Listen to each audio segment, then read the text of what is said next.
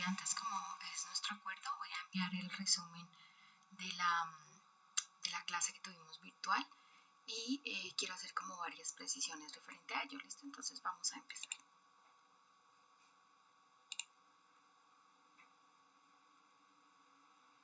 Antes de iniciar, entonces quiero volver a hacer la misma precisión que indicamos en la clase virtual, y es que las tareas deben entregarse por el canal que corresponde. La tarea que yo les volví a abrir debía entregarse por donde dice 13 al 17 de abril. Recuerden que, mire, ya estamos casi que 11 días después de esa entrega y todavía pues estamos entregando por medio de las actualizaciones.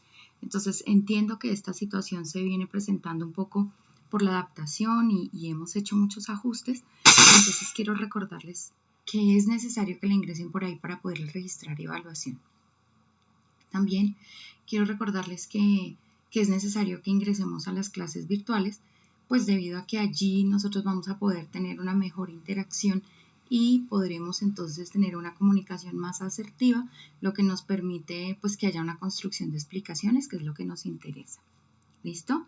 Luego, esta presentación solamente tiene como objeto el repasar lo que ya hemos trabajado y luego de esta, entonces voy a colocar más o menos el miércoles un juego que usted tiene que jugar con su familia y abriré un foro para que en ese foro ustedes puedan colocar pues que aprendieron como familia de este trabajo para aprender en casa. ¿Listo? Entonces deseo que puedan estar muy atentos y que podamos aprender entre todos. Bien, nosotros hemos hablado acerca de una problemática que hemos venido trabajando y es el cultivar nuestros propios alimentos en casa a través de un huerto. Inicialmente era escolar, pero debido a la situación ahora es familiar. ¿Para qué hacemos esto? Pues para que cuando usted esté viendo el proceso de nutrición, reproducción y relación de las plantas, usted pueda construir esa explicación porque está trabajando en un laboratorio que llamamos in vivo.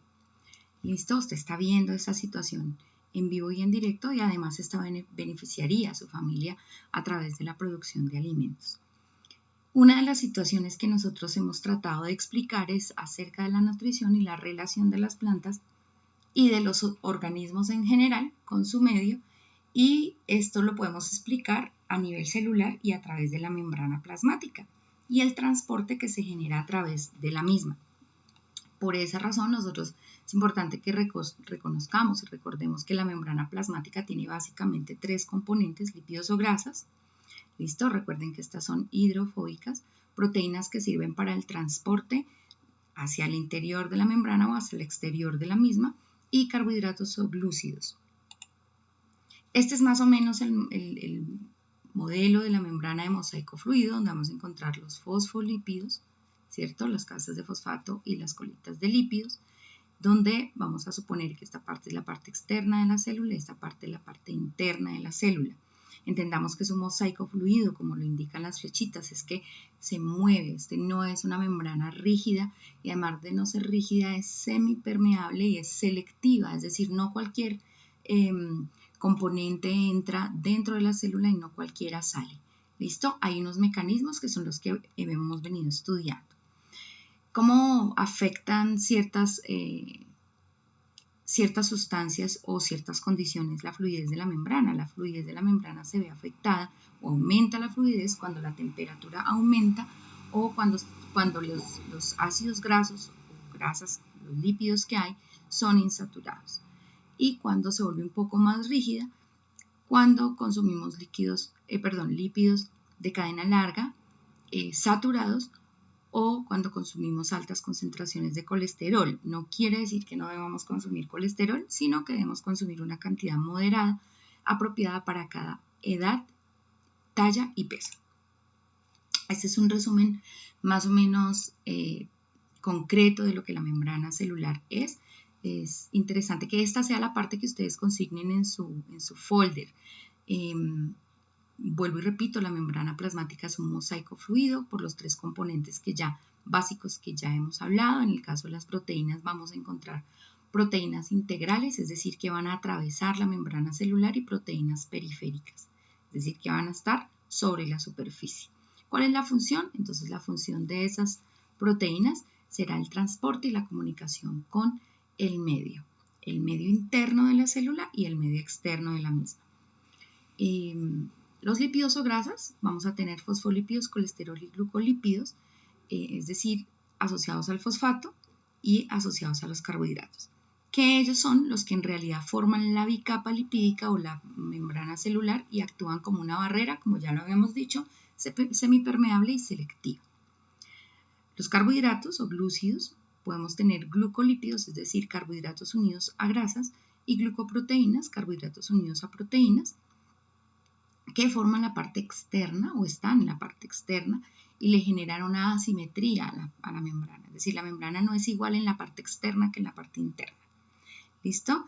Y forman el glucocálix, que es como una huella digital de cada una de las membranas celulares. Este es más o menos el resumen de la membrana plasmática. Ahora entremos en materia con lo que tiene que ver con el transporte de membrana. Para ello, tenemos que responder a la pregunta, ¿cómo se produce el flujo de materia a través de la membrana plasmática? Para entenderlo es necesario que nosotros tengamos claro unos conceptos que hemos venido trabajando en clase y que recordemos otros. Recordemos las propiedades del agua de adhesión, de cohesión, de capilaridad, que recordemos la polaridad del agua, su capacidad como solvente, y que recordemos que en una solución, que es importante que entendamos que las células se encuentran embebidas en líquido, que la mayor parte del líquido es extracelular y que allí se van a ir a disolver ciertas sustancias. Esas sustancias pueden ser de diferentes tipos, como veremos más adelante. Recordemos el concepto súper importante de gradiente de concentración, que es la diferencia de concentraciones en dos zonas diferentes, bien puede ser al exterior de la célula y al interior, ¿cierto? Donde en uno de los dos lugares habrá mayor concentración de sustancia y en el otro lugar habrá menor concentración de sustancia, de manera tal que de acuerdo al mecanismo de transporte podamos decir que el transporte se genera a favor de un gradiente de concentración si va de mayor concentración a menor concentración, o en contra de un gradiente de concentración si va de menor concentración a mayor concentración, como lo hemos visto en los tipos de transporte. Es necesario que entendamos este tipo de transporte a través de la membrana, como la ósmosis, de la que ya hemos hablado y que pues, es necesario que repasen un poco ustedes en casa. ¿Qué tipo de moléculas deben ingresar a través de la membrana y que requieren unos mecanismos distintos para el ingreso? Tenemos moléculas gaseosas, en el caso del agua, e incluso podemos tenerla de manera líquida y otros gases que también requieren ingresar. En el caso de los organismos aeróbicos, como el caso de las plantas y los animales, pues encontramos que los gases que tienen que ingresar, por ejemplo, son el oxígeno y salir el dióxido de carbono, además de otros gases. Bien, vamos a encontrar sustancias liposolubles. Recuerden que las liposolubles son las que se disuelven en grasas, pero no en agua. Entonces, encontramos sustancias hidrosolubles, que son las que se disuelven en agua, y algunos elementos químicos cargados, bien sea positiva o negativamente, a los que vamos a llamar iones. Bien, entonces vamos a hablar acerca del transporte de membrana y recordemos que estas partículas verdes que vemos aquí, estamos hablando de una sustancia que está en cierto grado de concentración mayor que al interior de la célula, donde vamos a suponer que esta es la parte interna. Los mecanismos de transporte de membrana son básicamente dos, el transporte pasivo y el transporte activo. El transporte pasivo, donde no se requiere para el ingreso o salida de las sustancias el gasto de energía, y va a favor de un gradiente de concentración, es decir, de mayor concentración a menor concentración, cualquiera que sea el caso, y el transporte activo, que sí requiere el gasto de energía y que va en contra de un gradiente de concentración, como bien ustedes pueden ver en estas flechitas, de menor concentración a mayor concentración, como el ejemplo que hicimos de Transmilenio. Vamos a hablar entonces del transporte pasivo, y el transporte pasivo tiene dos mecanismos a su vez, difusión simple y difusión facilitada. Recuerden que nosotros ya hablamos acerca de la difusión y el movimiento que se genera de las partículas gracias al potencial hídrico del agua de acuerdo a su posición y a la presión.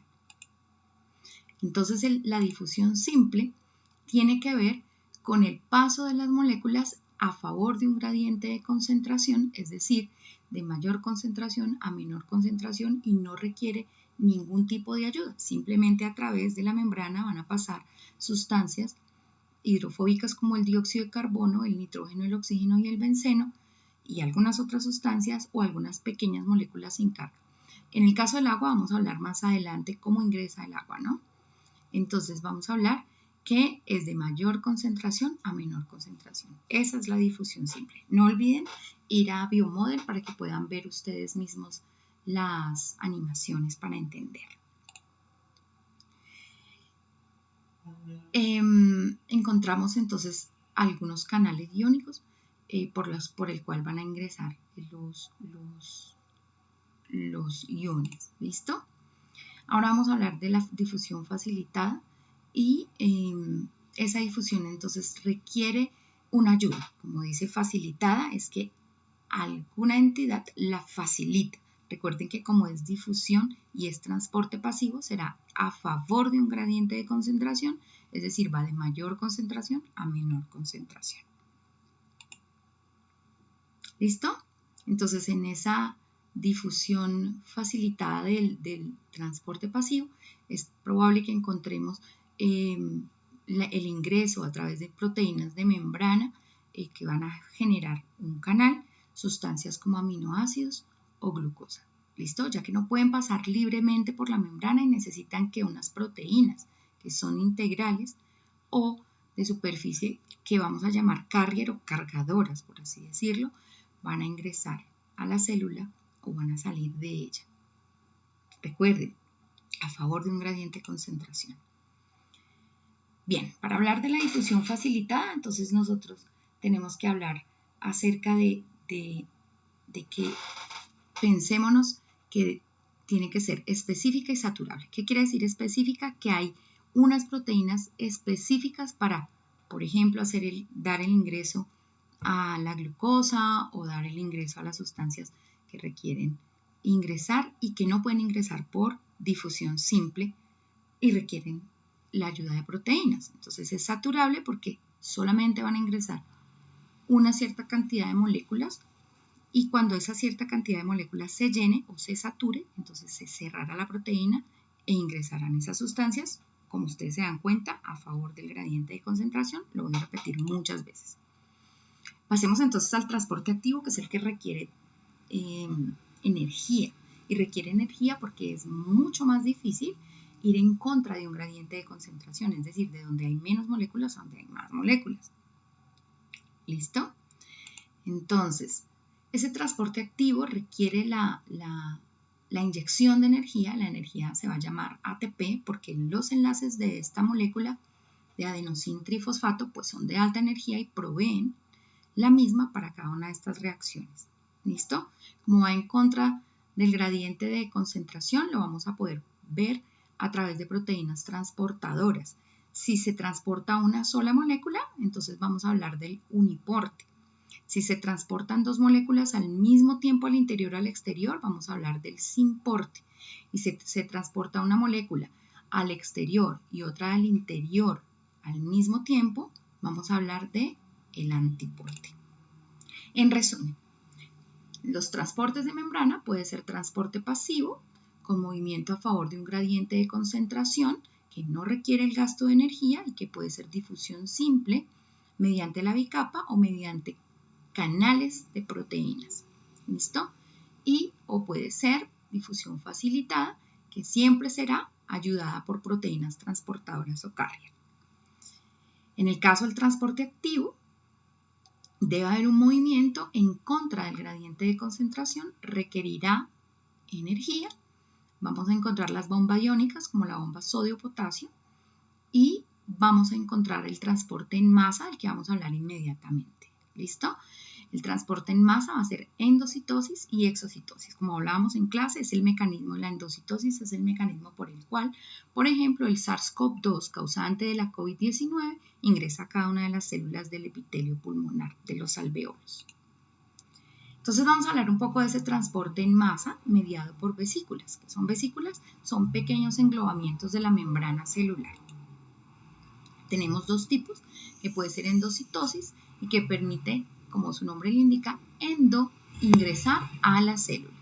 ¿Cuáles pueden ser? La pinocitosis, la fagocitosis y por medio de receptores. ¿Listo? También podemos tener la exocitosis, que cuando, como su nombre lo dice, exo es salir de la célula. Bien, ahora, entonces los tipos de endocitosis que vamos a tener van a ser fagocitosis, como muchos de nuestros glóbulos blancos trabajan, y es tener partículas sólidas al exterior de la célula y que van a ser englobadas por la membrana celular para que ingresen dentro del citoplasma. En el caso de la pinocitosis ya no son partículas sólidas, sino son fluidos o líquidos. Podemos decir que por la fagocitosis la célula come y por la pinocitosis la célula bebe. ¿Listo? Y esto se hace de la misma manera, se forma una vesícula que ingresará al citoplasma, pero en este caso de líquidos.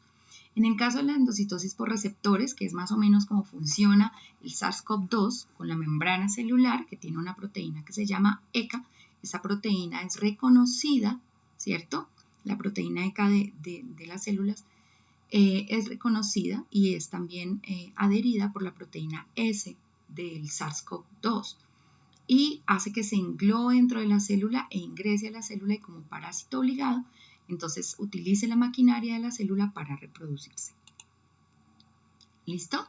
Entonces terminamos hablando de que la exocitosis es el flujo de salida de la célula y que hace que las vesículas que se forman al interior de la célula salgan. Algunos ejemplos de esas, pues es cuando hablamos de los desechos, cómo salen las sustancias de desecho de la célula.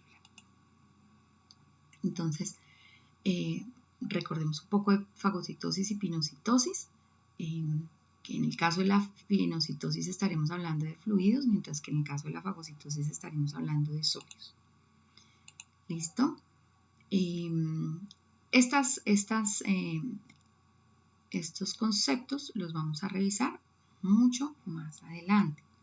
Entonces recuerden que este solamente es un repaso para que nosotros podamos tener clara un poco el fenómeno, un poco el fenómeno de transporte de membrana, para que podamos de pronto dar una explicación un poco más cercana de lo que está sucediendo con nuestras plantas, el por qué crecen, el por qué si no tienen un corazón son capaces de hacer que circulen las sustancias al interior de ellas y cómo somos un conjunto de células que funcionan a través de un fenómeno importante que es el transporte de membrana. Espero que tengan un feliz día y que recuerden las recomendaciones. Hagan un horario en casa de manera tal que puedan tener una rutina que les permita no solamente construir explicaciones, sino que les permita tener una contención emocional importante para ustedes y sus familias. Tengan unas responsabilidades en casa. Recuerden que este momento lo tenemos que afrontar como equipo, como familia, como grupo. Recuerden lo que hablábamos en clase. Cada uno de ustedes debe tener una función particular dentro de su familia para que todos puedan tener una contención emocional. Es más importante que haya cosas en nuestra cabeza, que haya explicaciones en nuestra cabeza, que solamente trabajos en nuestro cuaderno. Entonces recuerden que por ahora lo que vamos a hacer es con usted repasando este fenómeno, vamos a enviar un juego a la plataforma donde usted va a jugar con su familia.